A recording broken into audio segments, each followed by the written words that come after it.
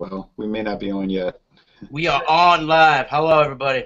Hello, folks. We're doing the second shift of Steel Reserve 211 High Gravity. We have some people here. Tanya from the West Coast in Northern California. Now, we have Eric. Eric, where are you from? Southeastern Massachusetts, and he is from... Wait. Eric, the new Eric. You call me Anderson, you know, to differentiate now that we have two Erics. I'm in Southern California, Ojai, California. They made a really shitty movie about us called Easy A, but yeah. You're not too far from Los Angeles? About an hour and a half. Okay. I've been there before in Southern California a few times. So, okay, so we got Eric Anderson from California. We got Eric Fraunfelter from Massachusetts. We've got Nate Kay and his father from Massachusetts. We've got John and Charles from Indiana, the Hoosier State, and myself from the great empire of Louisiana. Now, how many of y'all have drank Steel Reserve before? Yep. Yes. Oh, yeah. No. I don't think I have. We just had the, what was that, Charles? The Blackberry. How was that? Ghastly? Honestly, it wasn't bad, Jay. It tastes like sparkling grape juice with a kick. Oh, okay. Now, Kool-Aid. Now, Tanya, you know, this Steel Reserve started in your neighborhood because in 1998, a little company that's very obscure called Mackenzie River Corporation started Steel Reserve High Gravity Lager. Now, they had also previously started a beer called Sparks, like an energy drink malt liquor, which is now owned by Miller. And in 1987, they started a beer called St. Ides malt liquor, which originally was 6%. That's what I used to drink as a kid. A kid? Well, St. Ides was... Well, we're going to have a video about when did you start drinking coming up in the spring. But St. Ides originally was sold at 6% alcohol, and then it was jumped up to 8%.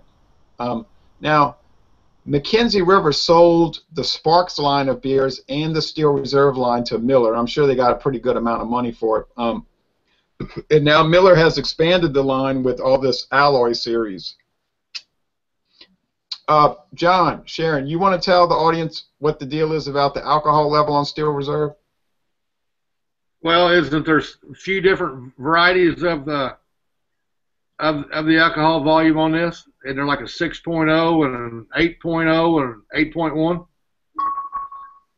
If there's an 8.0, I'm not aware. There's 8.1, the original variation. There's an 8.0 right there. Oh, yeah, the alloy series. When I first started buying Steel Reserve in 1998, it was in these 22-ounce bottles, and it was 8.1.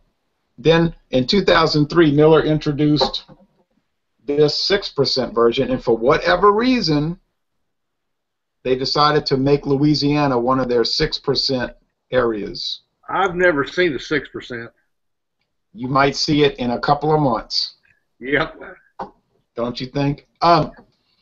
It's very mild and easygoing compared to the 8.1. Now, we're going to go from west to east, Pacific to Atlantic. So, Tanya, I was thinking about you earlier, and I'm going to tell you, I want you to drink it and give me a little bit of the aroma and taste, and then I'm going to bring up a style and see what you think about it.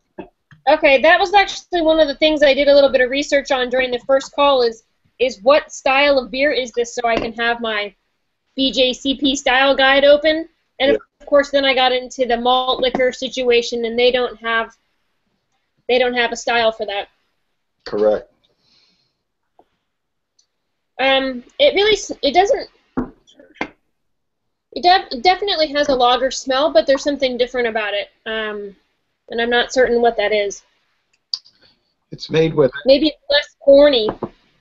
It's made with barley malt, of course, water, barley malt, hops, hop extract, I think malt extract, corn syrup, and yeast. Corn syrup, but not corn. if you look on the Miller and Anheuser-Busch websites, basically all they use today is corn syrup, dextrose. Okay. We used to use yellow corn grits, but I guess they figured corn syrup was cheaper or whatever. I don't know the reason, but they all say that corn syrup. That's the adjunct. I'm going to tell you a little story, and then you tell me what you think. In 1993, a little company in Louisiana called Abita Brewing came out with a beer called Andy Gator Malt Liquor. Okay. Later on, they decided that malt liquor didn't sound good, and they changed the name just one day. They changed the name to Andy Gator Helles Doppelbock. They didn't change the recipe at all. Interesting. So, Andy Gator Malt Liquor, 8% alcohol, by the way, suddenly became Andy Gator Helles Doppelbock. And I started reading about Helles Doppelbocks, and I said, that's what a malt liquor is, a Helles Doppelbock. Yeah. That's interesting. You'll have to look that up and tell us what you think. I'm looking now. Okay, now, Eric Anderson from California, and you got some nice artwork in the background, I have to admit. What do you think about this? Have you had it before? The whole house, by the way, is covered like that. Say the question again? Have you had this beer before? The opal or the blackberry? I haven't sipped on the blackberry yet. I've been waiting to try it. Oh, you're drinking the Alloy series. Yeah, because I already reviewed Steel Reserve last week. Oh, What are you drinking? You drinking the regular Steel Reserve? No, it's a blackberry. See? No, but what he's asking is, do y'all get the 6% or the 8%? Y'all get the 8% out there, right? 8.1. Yeah. Okay. Tell us about the 8.1 yesterday or last week. Okay, now bust open this blackberry with certified color and artificial flavoring, and tell us what you think. That is straight purple. Look at that beautiful, beautiful beverage. I'm gonna see. I got. Good choice, Eric. I can't even get a head on this baby. There we go. What do you expect? Oh, here we go. Uh-oh.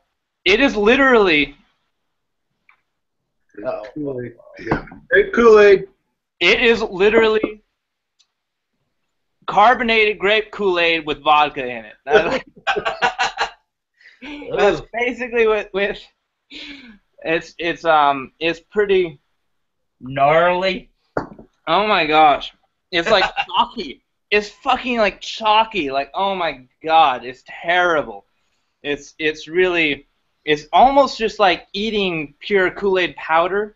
It's pretty awful. Now, come I on. might mention he's in Southern California. He's wearing a Patriots cap, but anyway. From my way. I'm originally a friend of Eric's from. I used to live on the East Coast. Right. And look, and I have room to talk, right? Because I'm in Louisiana wearing a Cubs cap and shirt. So, like I really have room to talk. All right, now, so you hate it because it's horrible. That's why I've never drank it. Now, Nate K. and his father. Nate, what's your father's name again? I'm sorry. David, yeah. David. Yep. What do you think about this Helles Doppelbock? What's that? What do you think of the beer? What's your thoughts? Me? I'm still not a great fan of it. I think it tastes better. This one tastes better than the one I had last week. I think mostly because we froze it. So it's quite cold. And we have frozen glasses also that we're using to drink it as well. We put those in the freezer as well. So it definitely doesn't have any particularly offensive flavors to it. It's got a very sweet flavor to it. Now, originally I thought it was kind of a fruity kind of flavor, but I think it's just like solid sugar almost. I don't know if that's what they're shooting for. You would not want to drink this at room temperature. Is that what you're trying to communicate to us? I would avoid that. Yeah, it kind of loses its attraction at room temperature. Although many alcoholics prefer this particular brand. And foremost, even if you have it at room temperature, because it's the 8.1%, it seems to me that every sip you take, tastes a little bit better. The more you drink, the better it tastes. Basically.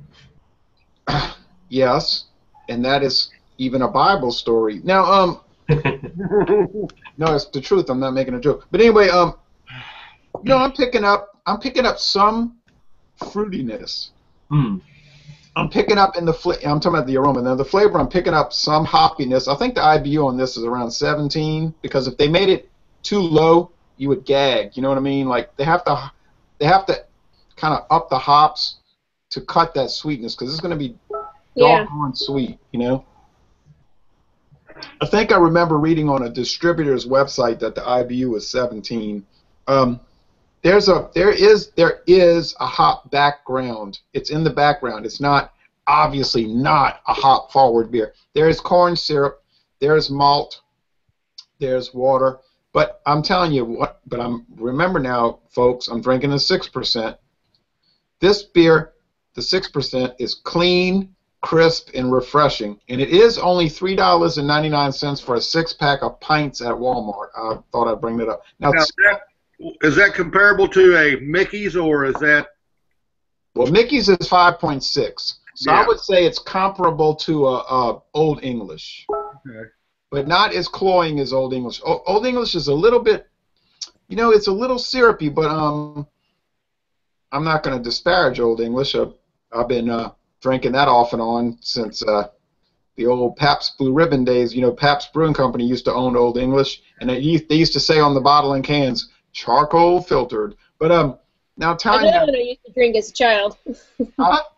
Another one Oh, you used to drink that as a child. Now, when she says a child, she means a child, kids. All right, now we're gonna do a video on when did you start drinking beer down the road. Now, Tanya, you did some research while we were blabbing. What did you find out? So, I'm looking at the BJCP style guidelines for Doppelbock, and it says that it should have a light caramel flavor with from a long boil. Lighter versions will have a strong malt presence, virtually no hop aroma, although light noble hop aroma is acceptable in pale versions. A moderately low fruity aspect to the aroma is described as prune, plum, or grape. Dark versions won't have this. And for the higher alcohol content beers, then it's going to have a moderate alcohol aroma. And this particular category is between 7 and 10% alcohol. So the 8.1, the 8% also, I suppose, will fall into that category. As far as color and flavor, it also seems to fall right in. So it should be a deep gold, large creamy head, which it had when I poured it. And then as far as flavor, rich and malty. And so malt, of course, is going to be the primary flavors that we're getting out of this, which I think everybody, except for Blackberry Guy, has agreed with. So you find that it kind of it fits that style a little bit, or does not? I think it does. I think it fits better than the what is the other category? Oh, American Lager. I think it's different enough from a lager just because of mouthfeel and kind of depth of flavor that a lager I don't think has. So I think that's a good assessment, a Doppelbock. Yeah, Helles. And Helles means bright. Well, in this particular guide, Helles and the Doppelbock are in two separate categories. Right, but there's like a subcategory called, of course, Doppelbock means double strong, right? So Helles would mean a bright, double strong beer. Does that make sense? Yeah. I just don't have that category. So in this particular style guide, there's a Maibach, Hellesbock category, and then there's a Doppelbock. And then for the Doppelbock, it's the one that will accommodate this particular alcohol by volume. So. Right. Didn't Lion and Kugel come out with one of those type of beers, Jay? Who? Lion and Kugel, the Helles Doppelbock. Well, Lion and Kugel's had the Imperial. No, wait, didn't Lion and Kugel's have the Imperial Bock? I thought they had one of those. A Helles Doppelbock? Yeah. Y'all keep talking. Hold on a minute. I think they have like a canoe paddler or canoe something or other beer. Canoe paddler. Somebody come out with one of the two, either Lion and Kugel or another one of those come out with a Helles Doppelbock. Okay, I just went and got this out the fridge, and the weird thing was I bought these, and it was out of 4-pack, and there's no label on the body. The body's naked. Isn't that strange? And there's no glue. There's no glue on it like it was torn off, but there's a neck label. This is a Big Eddie. Oh, never mind. This is rye wine. You know, but I think, John, I think they had a bock, an Imperial or something, right? Like Some kind. I thought it was a Helles something. Now, if you want to get the most intense Helles Doppelbock, that would make Steel Reserve 8.1 look like it was a child's drink. Go out and buy the Santa Claus Helles. That is 14% alcohol. Holy moly! And it's made in Austria. It'll make you think you are drinking. It'll make Steel Reserve 211 look like it is water. Oh, whoa! What was the beer that you were asking about? Is it Charles? John, I did. Yeah, the Helles Doppelbock by Leinenkugel. Can you type that out so I can look it up? It's Leinenkugel's. It's okay. I'll type it in the chat. Yeah, thanks. The one that I found on Beer Advocates. Oh, I see it. Eric just typed it. Yeah, the one that I found on Beer Advocates called Leinenkugel Big Butt. Oh no, that's a joke. I did a video review of that. Big Butt tastes good. It has a lot of flavor and it's enjoyable, but it is not a Doppelbock. Please, it is 5.7% alcohol. It is just simply a Bock. It's a Dunkel. You know what I mean? It's a dark Bock beer. I mean, come on, man. And Miller should know better than that. Okay. Optimator is a Doppelbock. Spaten Optimator is a Doppelbock.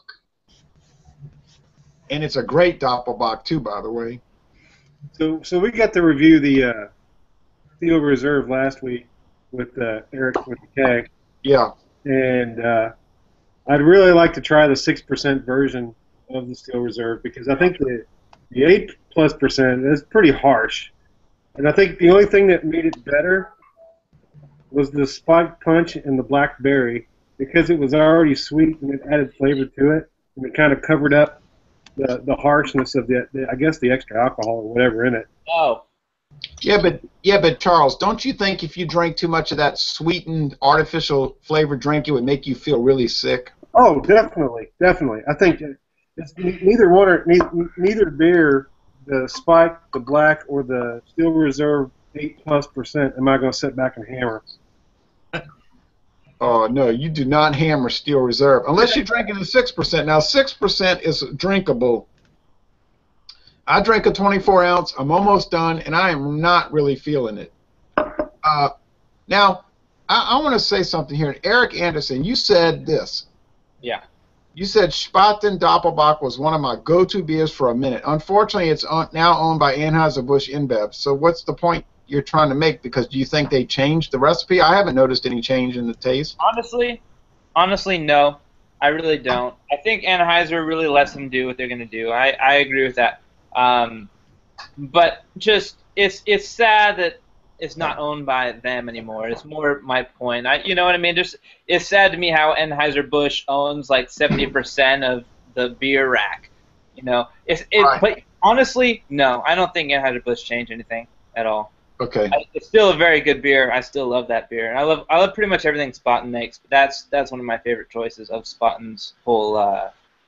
Yeah, and have you ever tasted a beer that tasted like raisins more than Spaten Optimator? That is like drinking raisin. That is a profoundly interesting beer. But that's another story for another day. Yeah. Well, anyway, Eric says C. Well, I tell you what, I love Spaten Optimator, man. But anyway, Yeah, I drank so many of those. I was drinking them like one a day for about a year, probably. Oof. Man, that stuff is so good. If that ain't 100 out of 100. But anyway, or it's close to it. But anyway, I'm going to go down the line and I'm going to bring up each person's name. And I want you to tell me what your final, not score, because we're not really reviewing it, we're just examining it, your final sort of like assessment of Steel Reserve 211. I'm going to start with myself. I like it because I'm drinking the 6%. It's very drinkable. It's not too strong. It's not like you're eating the beer. Not to mention I can go to Walmart and get a 6-pack of pints, not 12-ounce, pints for $3.99. So I find it's well made and it's enjoyable. You know, it's not the world's greatest thing, but it's way far from the world's worst thing. Okay, now, John and Charles. Well, I'm gonna tell you, we drank the blackberry. Now we're on the spiked punch, Ugh. and I'm gonna tell you, Eric's going. I don't think it's all that bad of a beer. I mean, trudge if you want. They're not that bad. I mean, you got to look at it for what they are. I mean, they're fruit beers, they're flavored beers, or malt liquors, I guess. But honestly, I mean, they're not that bad, Eric. I'm sorry. We cannot be friends anymore because we disagree about beer. That's honesty right there, brother. I agree with what you said earlier, Jay. The sweetness in these two fruit types of this beer, it's overkill. I mean, you can only have one. You can see that in your mouth. It's sticking everywhere. But going back to the regular Steel Reserve, I think the 8% is, to me, is a little bit harsh from the review last week. I'd probably give them all. It's a decent beer. If somebody handed me one, I'm going to drink it. It's not terrible. Well, let me say this, Charles. If you and John ever happen to drive to New Orleans one day, let's just say theoretically that one day you drive to New Orleans, right? You go into a grocery store and Steel Reserve is everywhere. There's not a store in Louisiana that does not have Steel Reserve. And let's say you walk in there and you get a 40-ounce plastic bottle of Steel Reserve 211, 6%. You know, it won't cost much, and you share it. That's 20 ounces a person. You're going to find, this is my prediction, you'll find, if this ever happens, that it's smooth, crisp, clean, and drinkable, and it's going to be a lot different than the 8.1. Just that 2.1% is going to make a big difference. Yeah. If I happen to drive down there on May 7th, I might do that. Whoa. If I happen to come with him, we'll share the bottle. Yeah, and if y'all ever do come, I'll meet you. Murmur. But now, Eric Anderson from Southern California. All right, what do you say about and this? You hated this spiked punch because it's trash. Blackberry. It was the blackberry. The blackberry. I knew it was trash when I saw it. I'm like, you know, the Amy Winehouse. We can't be friends no more, buddy. Oh. John, I always make it a point to unfriend anybody that I disagree with on beer. So, because I mean, how can you be friends with somebody that you can't agree with on a beverage? I will say that it's definitely better. When I was driving to New Orleans, I was going to bring you some of these. Oh. Now you're back again. Oh. That's an Anheuser-Busch brand. I'm sure it tastes terrible. Now, Eric Anderson, let's just say you were drinking the 8.1 unadulterated. You know what I mean? It's not flavored with certified color or artificial flavorings. What is your opinion of the regular old original gangster Steel Reserve? Well, basically my thought of the original Steel Reserve, I kind of agree with Eric. I found it a little bit sweet. I think that your 6%, I have a feeling, would be much, much better. Something that I would actually really like to drink, 6 or 18 of. But I think the 8.1, I think, is a little bit sweet, honestly, for my taste. It's a little bit cloyingly sweet. Yeah, it's like you got to eat the beer, huh? Okay, now it's very grainy, and very sweet. And but honestly, there's still a certain amount of character to it. There's a subtle flavor there. It's not the worst beer ever made, but I would rather drink Old English. Ah, and you get a different Old English in California, 7.5, correct? Ooh, you know what? I'm not exactly sure. I drink it all the time, but I want you to do some research. All right, now Eric Fraunfelter from Massachusetts, what do you say about it? That is definitely my assessment on that. It's just I find that the 8.1 is an overly sweet beer, and that was the first beer that I ever had when I turned 21. After I turned 21, that really got me heavily inebriated, and I thought that, well, if this is what only 40 ounces of a beverage is going to do, then this is going to be a rough ride. So I just found the beer to be a very that's a good way to put it. I found it just to be a very rough ride through a 40 ounce of 8.1% malt liquor, and I think Eric Anderson said it right. I prefer something a little bit more mild, like the Old English 800. I like Private Stock when it was around, and I even think the King Cobra was a little better than that. But that's just my personal preference on that. And Eric, if you ever do come to Louisiana, you can try the 6%. Now, I'm not going to bring up the fact that I did personally drive all the way to Fenway Park in 2013, all the way to the Boston Red Sox game in 2013 from Louisiana in my own little car. It can be done. It's doable. In a couple of months. It doesn't cost a lot of money either. All right, now, Eric and his father, David. Eric and David, what do you think about it? Your overall final assessment. Well, actually, first of all, Nate, but I mean Nate. I'm sorry, I apologize. Too many 48s. Hey, just think if I had drank the 8.1, I'd been saying your name was Tanya. Lara. Era. Yeah, whatever you want to call me is fine. No, sorry, it's alcohol. It's not me. Hey, it's okay. It's beer club, so. Nate, I'm sorry. As far as Steel Reserve goes here, I gotta say I like the ice cold version of it better.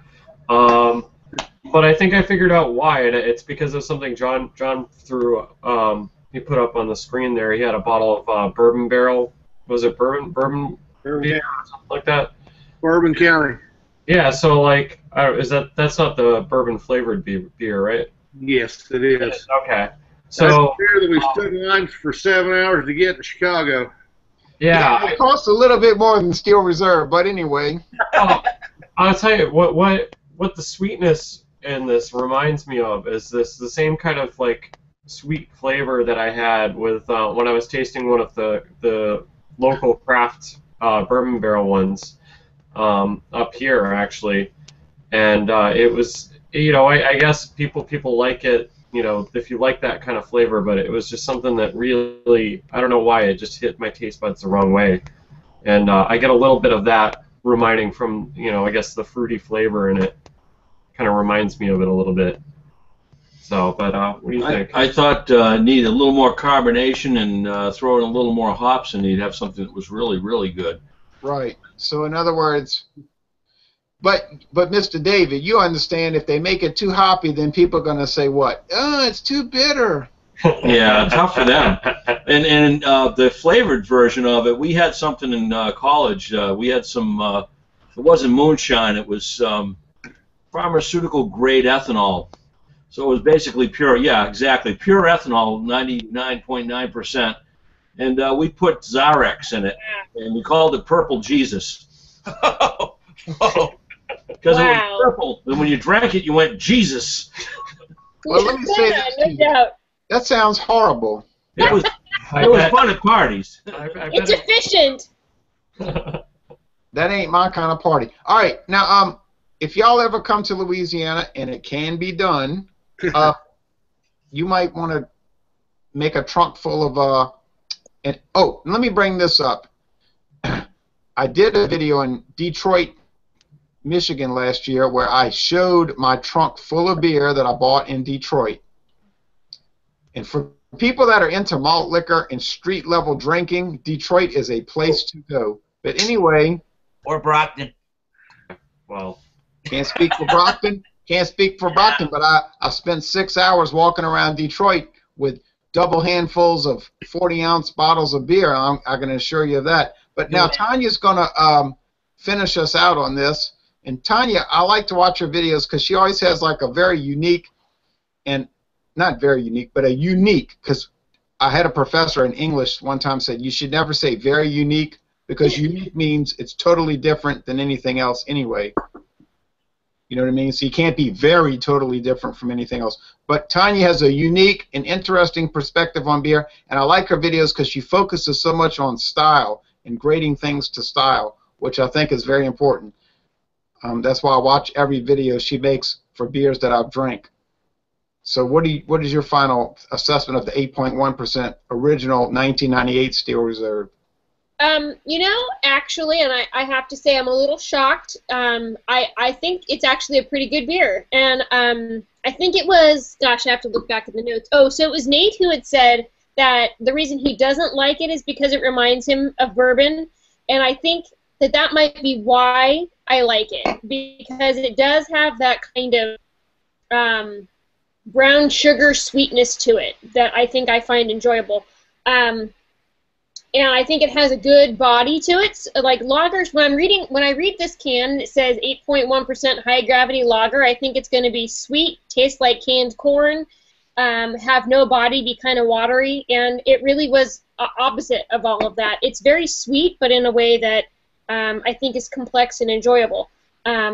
I agree with you that I think malt liquor should be really categorized as a Doppelbock based on the depth of flavor or the complexity of flavor. I'm not sure what the word is there, because and then the higher alcohol content. And so when I read through this now, I'm thinking, you know, this makes sense.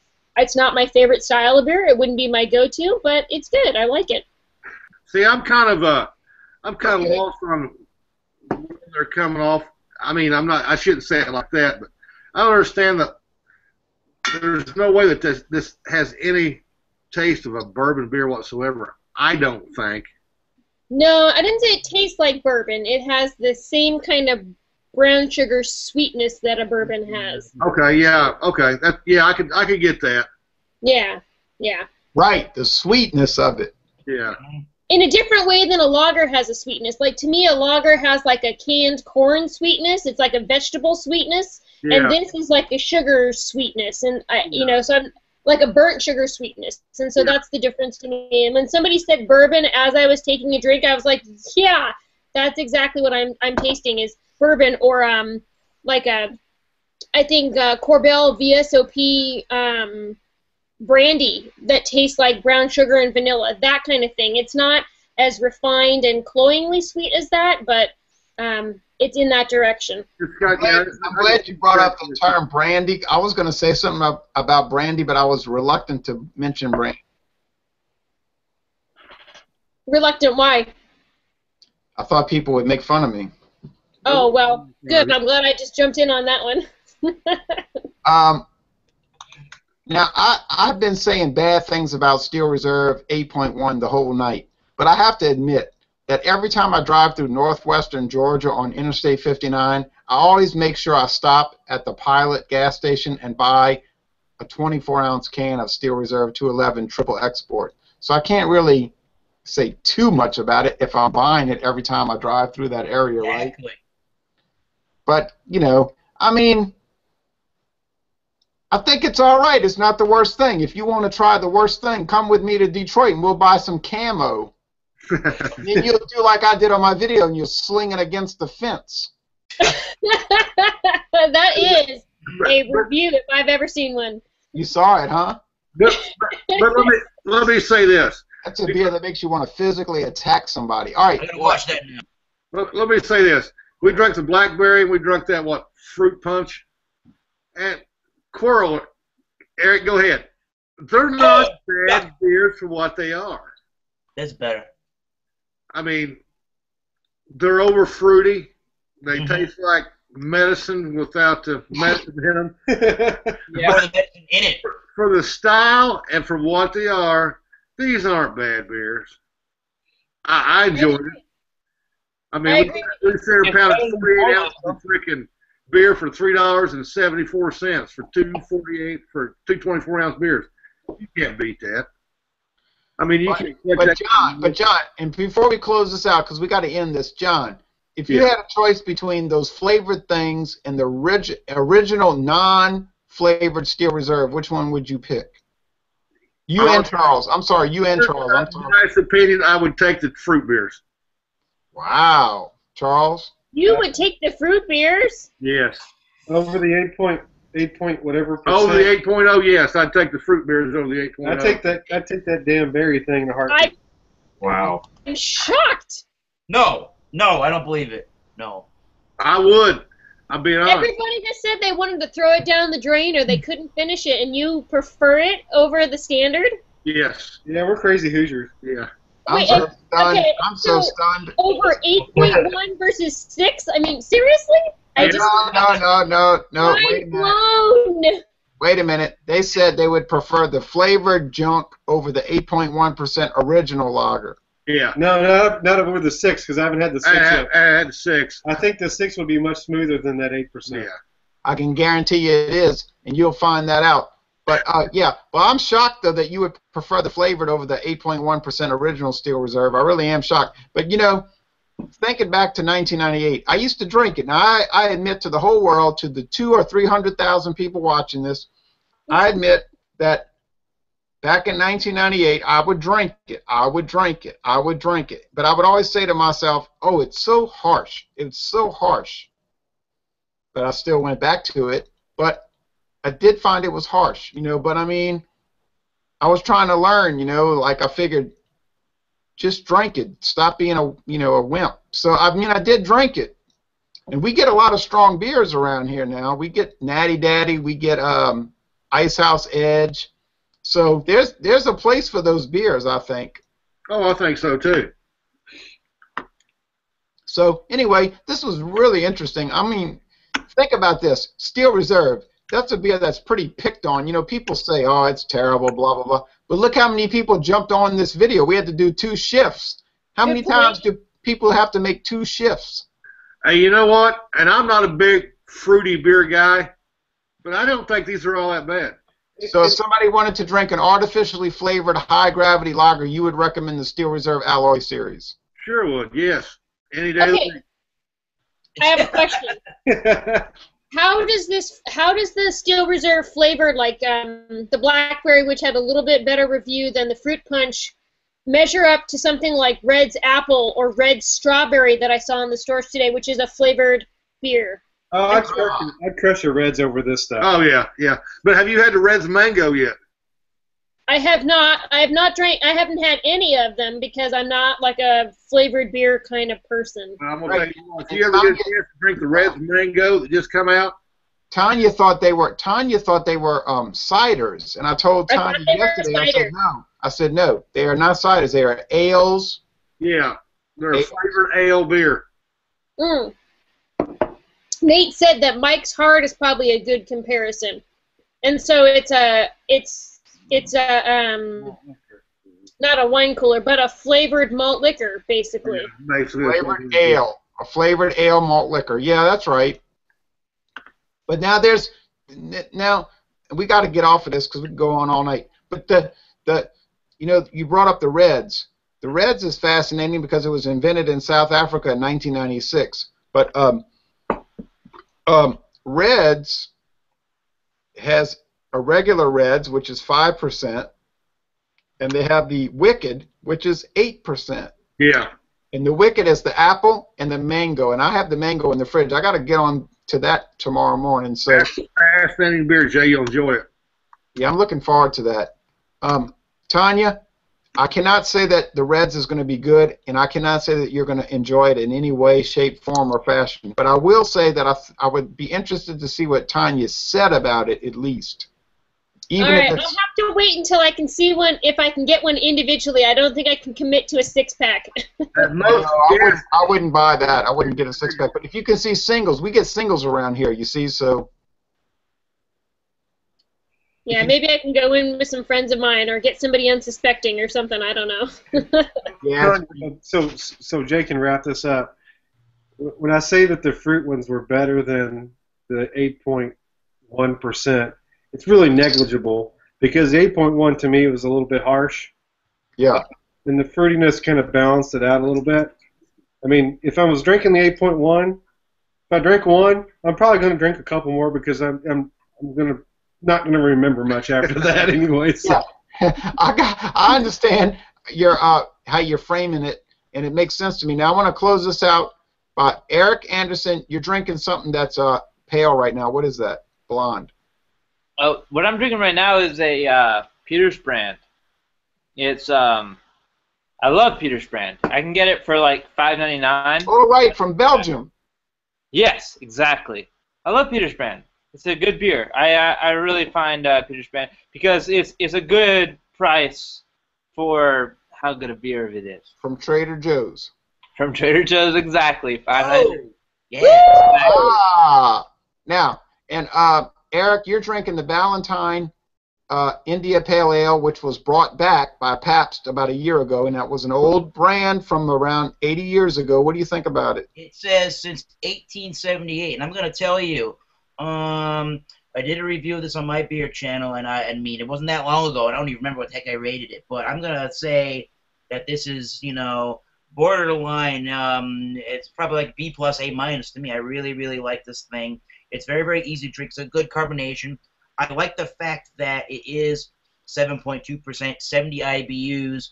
They bought it, Pabst Brewing Company, and they basically try to recreate it without being trying to say, well, let's do our own thing with it. No, they were true and faithful, and it tastes pretty good. And it does not taste, even if they mass produce this beer, it's got really, really good quality to the brew.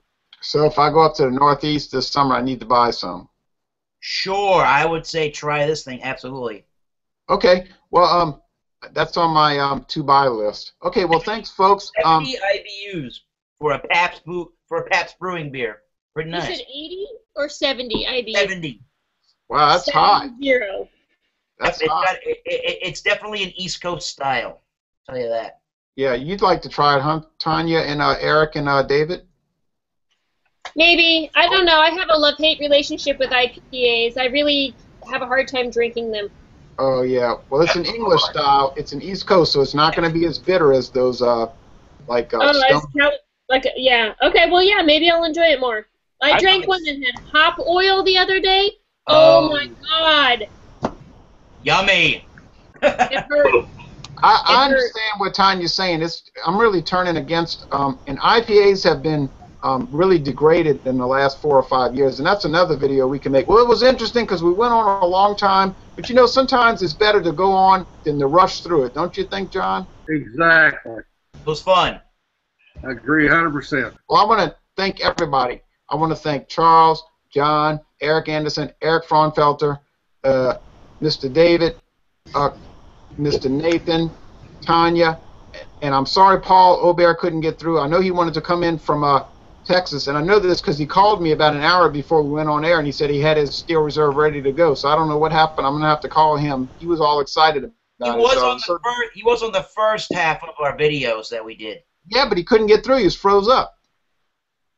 So anyway, well, thank you. Froze up on your first one. Huh? A lot of people froze up on the first one. Yeah, I don't know what was going on, but it wasn't my fault. I mean, we're doing fine now, right? Yeah. Too many people.